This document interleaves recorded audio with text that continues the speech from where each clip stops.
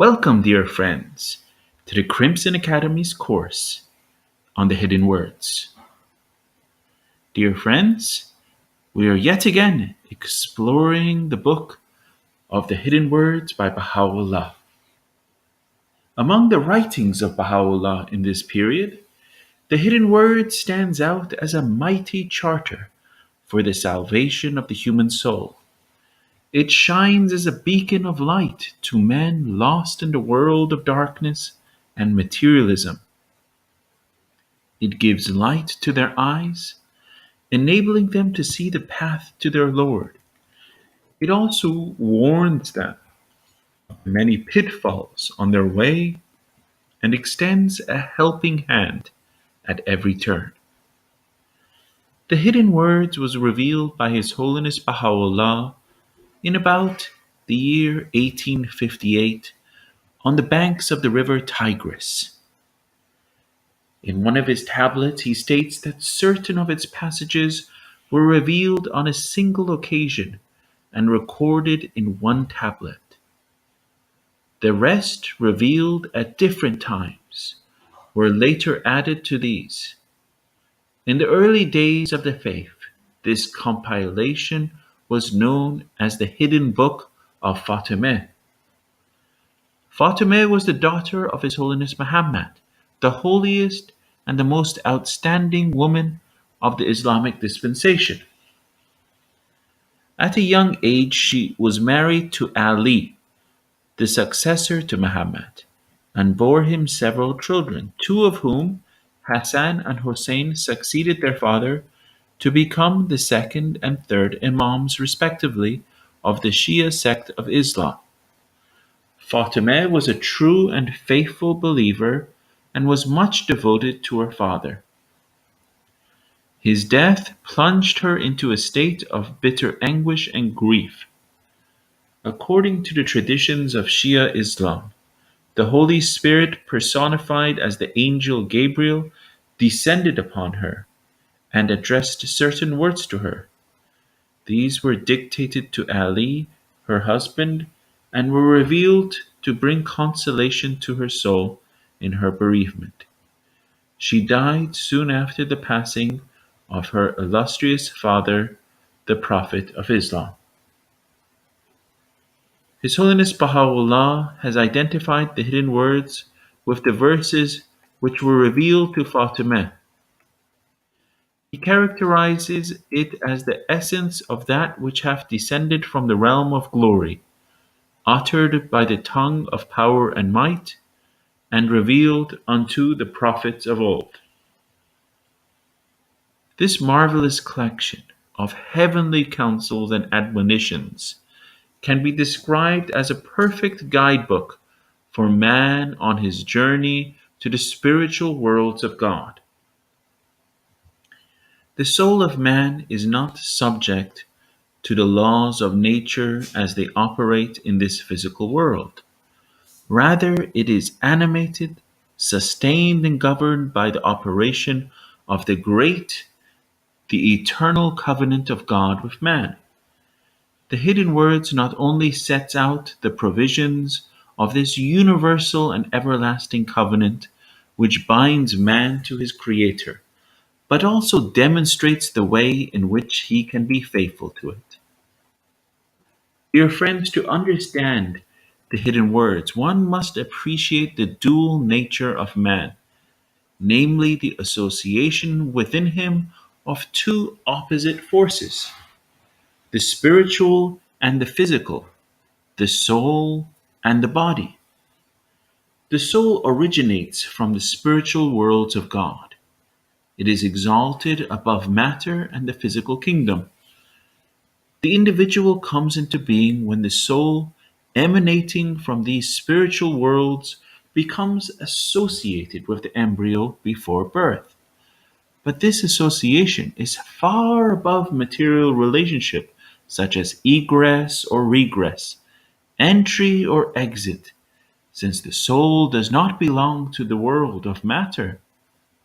The relationship is like that of light to a mirror. The light which appears in the mirror is not inside it. The radiance comes from a source outside. Similarly, the soul is not within the body. It has a special relationship to the body, and together they form the human being. But this relationship lasts only for the duration of mortal life.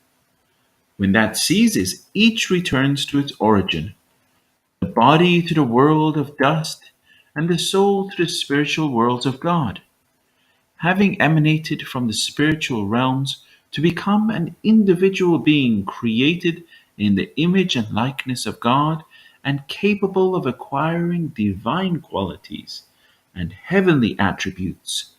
The soul will, after its separation from the body, progress for all eternity. But the condition of the soul after death depends upon the extent to which it has acquired divine virtues in this life.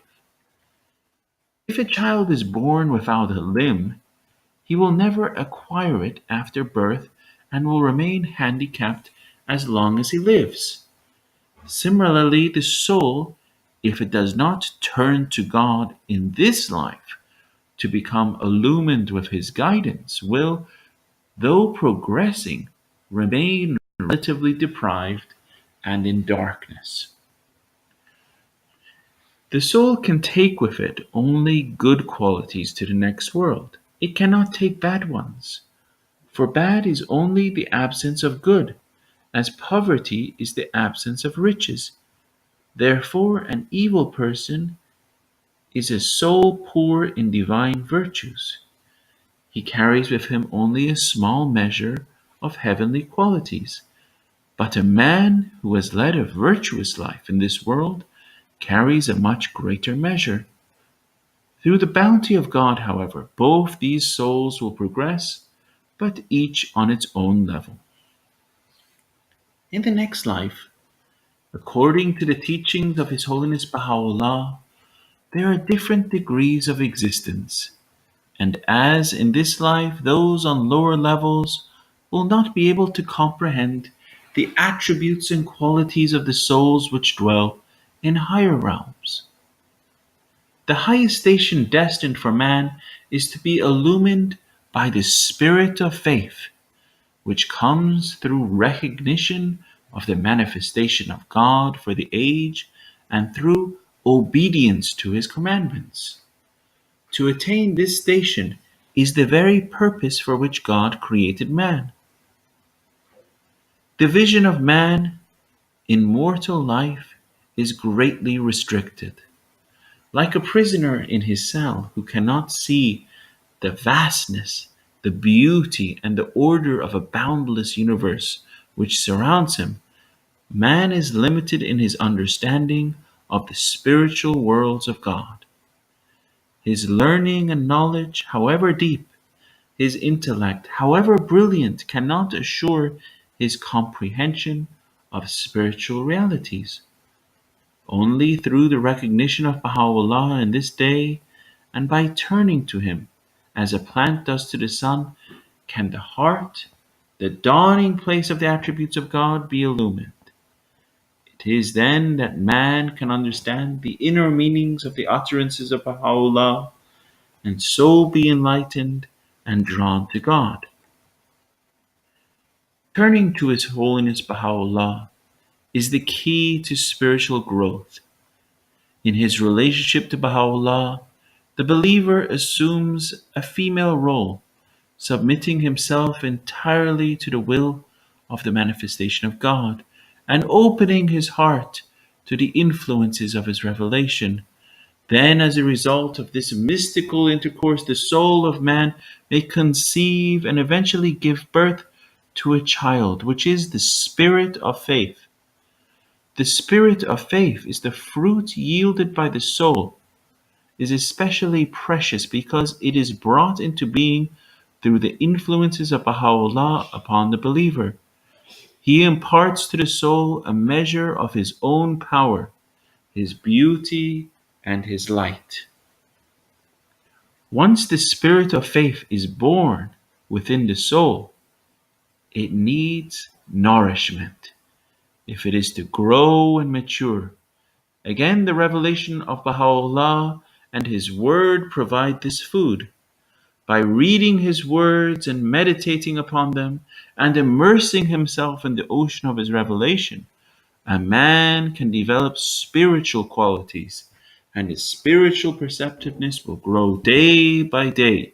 His mind will become illumined, and even though he may be uneducated or illiterate, he is enabled to understand the inner spirit of the revelation of Baha'u'lláh and to unravel the mysteries enshrined within it. When the soul attains the spirit of faith, it grows humble. Humility and self effacement are the signs of spiritual growth, whereas pride in oneself and one's accomplishments is a deadly enemy. Because of its attachment to this world, the soul is not always illumined with the spirit of faith. In one of his tablets, His Holiness Baha'u'lláh, addressing his followers, has likened the soul of man to a bird. Ye are even as the bird, which soareth with the full force of its mighty wings, and with complete and joyous confidence, through the immensity of the heavens, until, impelled to satisfy its hunger, it turneth longingly to the water and clay of the earth below it, and having been entrapped in the mesh of its desire, findeth itself impotent to resume its flight to the realms whence it came, powerless to shake off the burden weighing on its sullied wings. That bird, hitherto an inmate of the heavens, is now forced to seek a dwelling place upon the dust. The chief aim of His Holiness Baha'u'lláh in the hidden words is to detach man from this mortal world and to protect his soul from its greatest enemy, himself. The hidden words provides a means by which, in the terms of the above analogy, the bird of the human heart can cleanse its wings from the defilement of this world and resume its flight into the realms of God.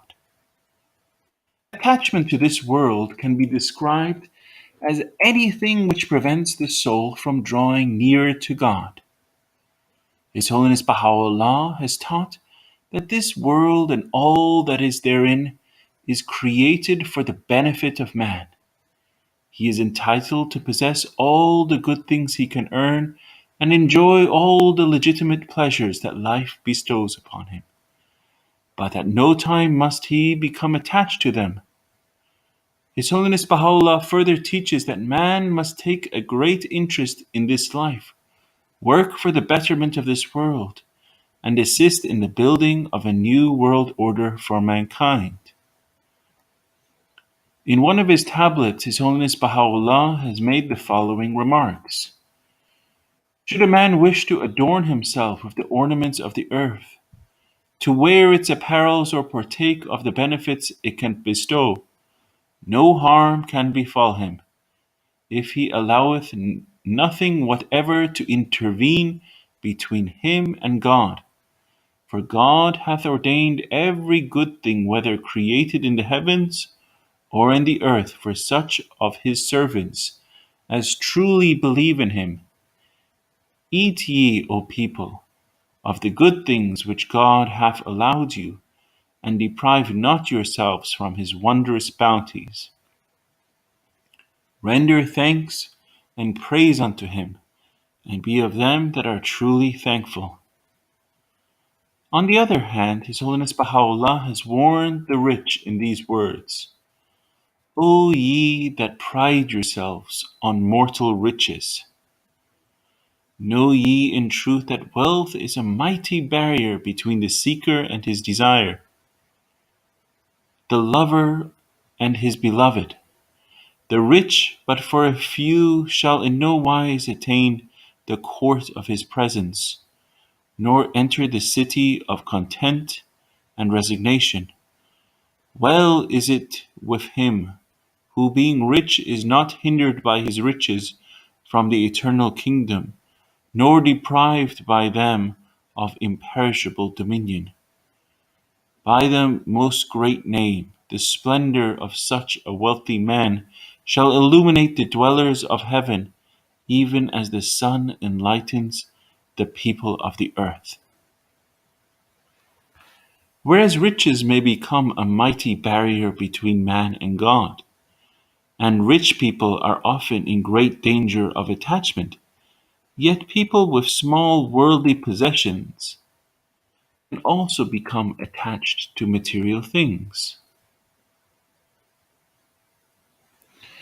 Dear friends, we'll share with you a Persian story of a king and a dervish. Once there was a king who had many spiritual qualities and whose deeds were based on justice and loving kindness. He often envied the dervish who had renounced the world and appeared to be free from the cares of this material life. For he roamed the country, he slept in any place when night fell, and chanted the praises of his Lord during the day. He lived in poverty, yet thought he owned the whole world. His only possessions were his clothes and a basket in which he carried the food donated by his well-wishers. The king was attracted to this way of life. Once he invited a well-known dervish to his palace and sat at his feet and begged him for some lessons about detachment. The dervish was delighted with the invitation. He stayed a few days in the palace, and whenever the king was free, preached the virtues of a mendicant's life to him. At last the king was converted. One day, dressed in the garb of a poor man, he left his palace in the company of the dervish. They had walked together some distance when the dervish realized that he had left his basket behind in the palace. This disturbed him greatly, and informing the king that he could not go without his basket, he begged permission to return for it, but the king admonished him, saying that he himself had left behind his palaces, his wealth and power, whereas this dervish, who had preached for a lifetime the virtues of detachment, had at last been tested and was found to be attached to this world, his small basket. The possession of earthly goods is often misunderstood to be the only form of attachment. But this is not so. Man's pride in his accomplishments, his knowledge, his position, his popularity within society, and above all, his love for his own self are some of the barriers which come between him and God. To rid oneself of these attachments is not easy. It can be a painful process and may indeed prove to be a spiritual battle which lasts a lifetime. The hidden words can exert a potent influence in freeing man from the fetters of materialism and enabling him to win the battle against his own self. In a tablet to one of the teachers of the cause, Mirza Abbas, known as Qabil, a native of Abadeh, His Holiness Abdul Baha urged him to peruse the verses of the hidden words by day and night, and to supplicate God to enable him to carry out the exhortations of the Blessed Beauty. In the same tablet, he makes it clear that the hidden words is not merely to be read. Rather, it was given to the believers by His Holiness Bahá'u'lláh to enable them to put into practice his counsels and commandments. Qabil's life of service and dedication is clearly indicative of a potent and transforming influence on his soul, partly derived from his chanting of some passages of the hidden words every day. He was a zealous and enthusiastic man, a poet of remarkable talent, a teacher of wide repute, and above all devoted to His Holiness Bahá'u'lláh. He lived to old age after suffering many persecutions and spending much of his life in travel and teaching. He used to stay at home with his family only a few months each year.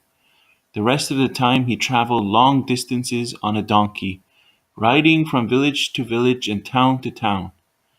His enthusiastic spirit, coupled with his deep love for Baha'u'llah, cheered and uplifted the believers whom he met on his way.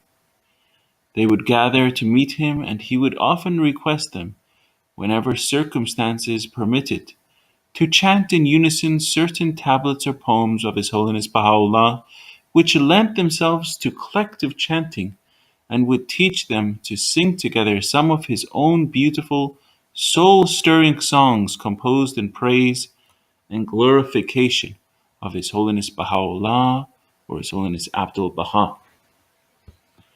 In those days, the playing of musical instruments was frowned upon by the Muslim clergy, and the Baha'is were careful not to upset a fanatical populace by playing them.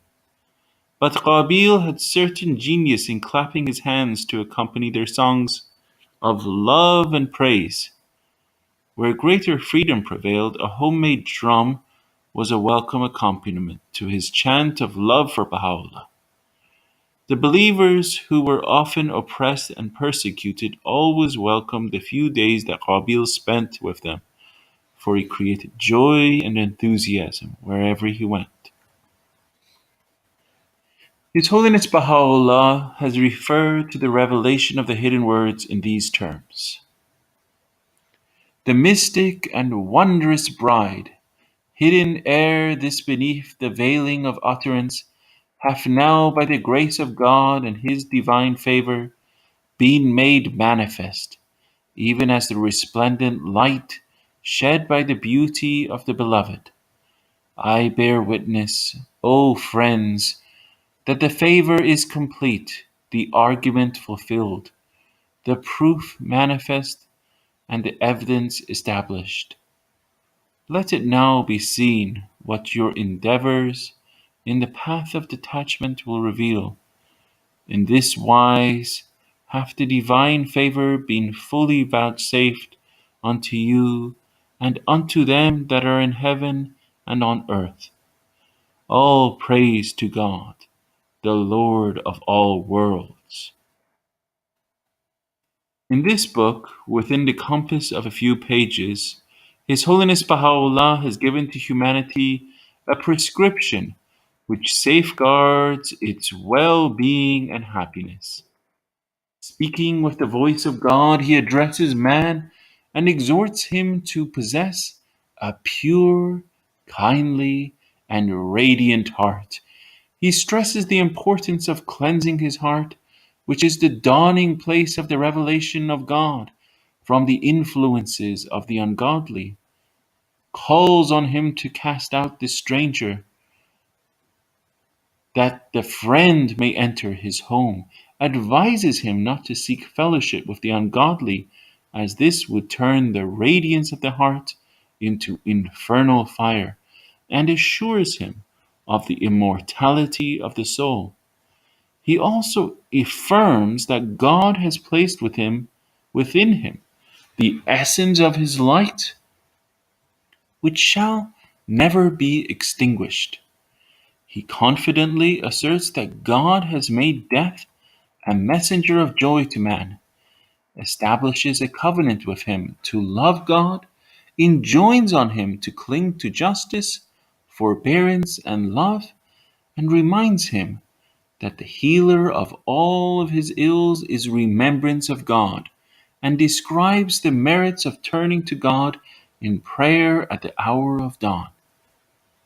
He counsels man to detach himself from this world and not to abandon God's imperishable dominion for a fleeting sovereignty, and rebukes him for his heedlessness, his indulgence of self and passion, and directs him to avoid covetousness, envy, pride, and vainglory, and declares that the tongue is designed for the mention of God, and that it should not be defiled with detraction and backbiting, and mentions that the best of men are they that earn a livelihood by their calling, and spend upon themselves and upon their kindred for the love of God, and denounces the idle and worthless souls who yield no fruit on earth as the basest of men, and speaks of the greatness of his revelation,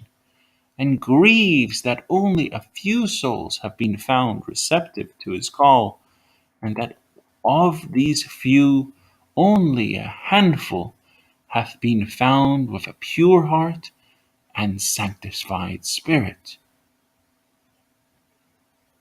His Holiness Bahá'u'lláh warns man to withdraw his hand from tyranny, pledges not to forgive any man's injustice in this day, and foreshadows an unforeseen calamity and a grievous retribution following man by reason of the deeds that he has committed.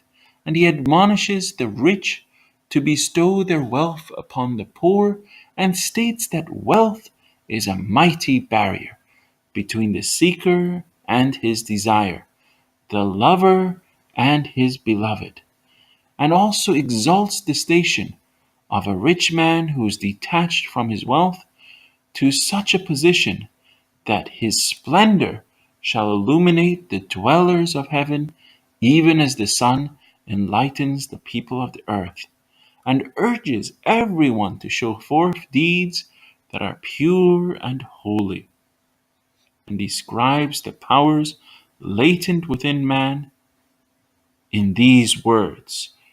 States, O Son of Spirit, I created thee rich. Why dost thou bring thyself down to poverty? Noble I made thee. Wherewith dost thou abase thyself? Out of the essence of knowledge I gave thee being. Why seekest thou enlightenment from anyone beside me? Out of the clay of love I molded thee. How dost thou busy thyself with another? Turn thy sight unto thyself, that thou mayest find me standing within thee, mighty, powerful, and self subsisting. There are a few passages in the hidden words which refer implicitly to the covenant of Baha'u'lláh, a covenant which later became explicit with the revelation of the will and testament of Baha'u'lláh, designated by him the Kitab Adi, the Book of My Covenant.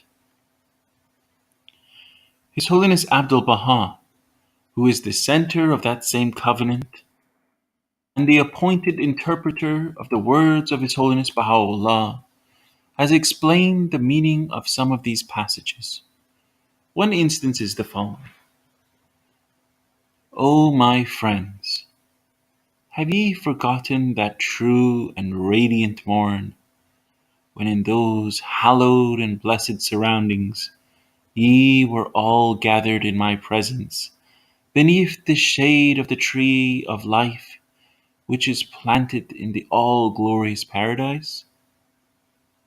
Awestruck, ye listened as I gave utterance to these three most holy words.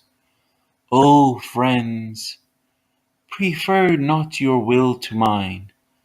Never desire that which I have not desired for you, and approach me not with lifeless hearts defiled with worldly desires and cravings.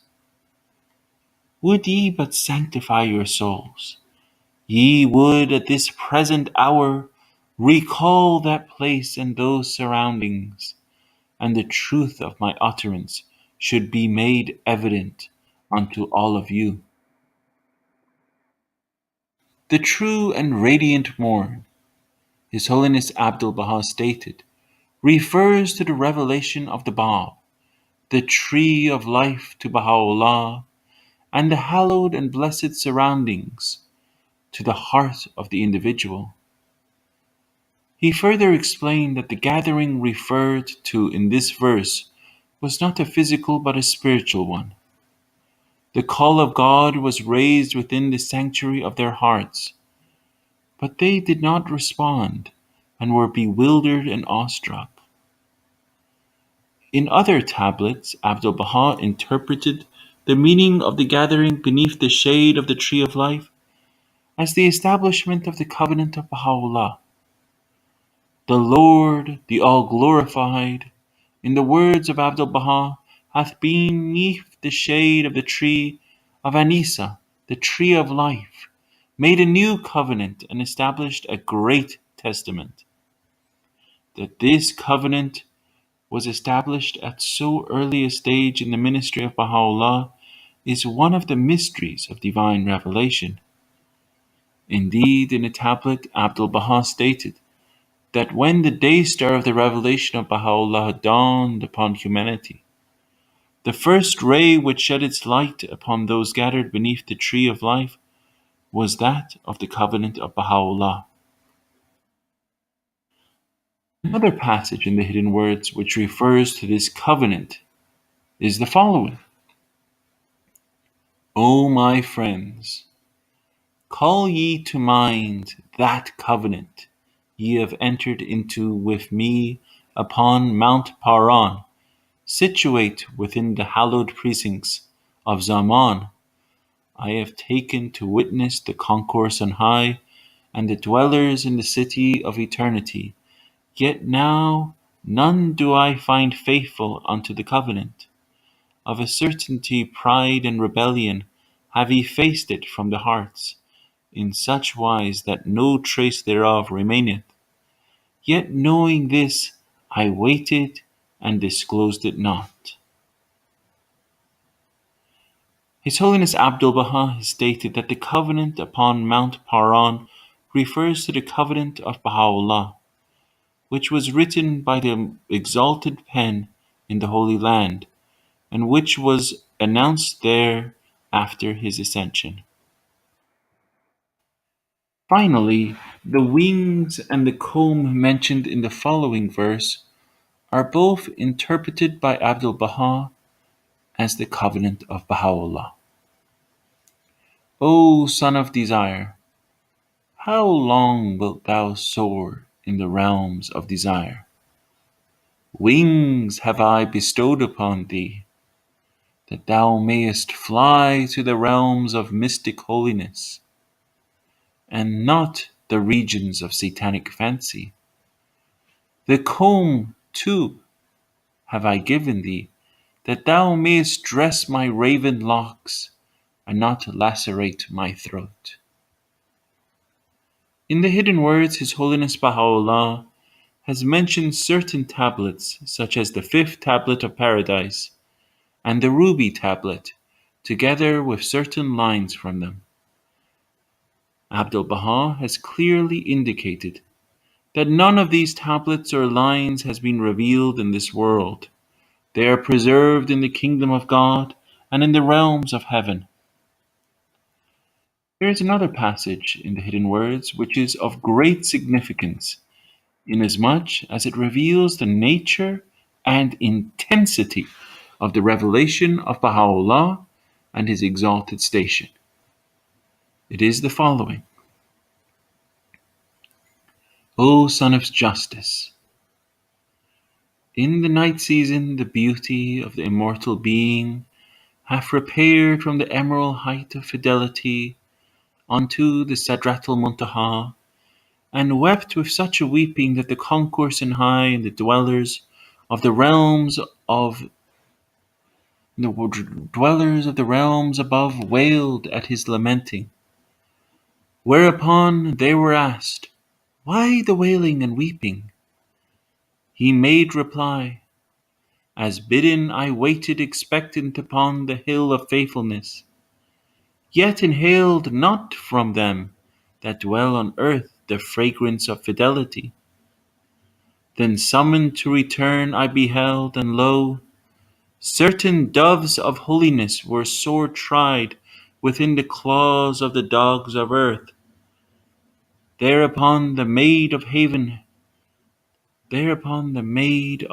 hastened forth, unveiled and resplendent from her mystic mansion, and asked of their names, and all were told but one. And when urged, the first letter thereof was uttered, whereupon the dwellers of the celestial chambers rushed forth out of their habitations of glory, and whilst the second letter was pronounced, they fell down, one and all, upon the dust. At that moment a voice was heard from the inmost shrine, thus far and no further. Verily we bear witness to that which they have done, and now are doing. Sadratul Muntaha in this passage literally means the tree beyond which there is no passing. The Arabs used to plant trees along certain roads, and the last tree indicating the end of the road was known as Sadratul Muntaha. This term, which has been used by Bahá'u'lláh in many of his writings, is in one sense the symbol of the station of the manifestation of God, a station which is beyond the reach and understanding of men. The Maid of Heaven in the writings of Bahá'u'lláh is a symbolic term and assumes different meanings. The two letters mentioned in this above passage, according to Abdul-Baha, is in Abdul-Baha's interpretation, are B and H of the word Baha. This means that only two letters out of three, B, H, and A, have been revealed in this dispensation, that the full significance and potency of the revelation of Baha'u'lláh, which have been symbolically contained within the three letters of his name, have not been disclosed to mankind, and that only a limited measure of his light and glory has been shed upon humanity in this age. To this Baha'u'lláh has testified in one of his tablets. Know verily that the veil hiding our countenance hath not been completely lifted. We have revealed ourselves to a degree corresponding to the capacity of the people of our age. Should the ancient beauty be unveiled in the fullness of his glory, mortal eyes would be blinded by the dazzling intensity of his revelation. Thank you, dear friends.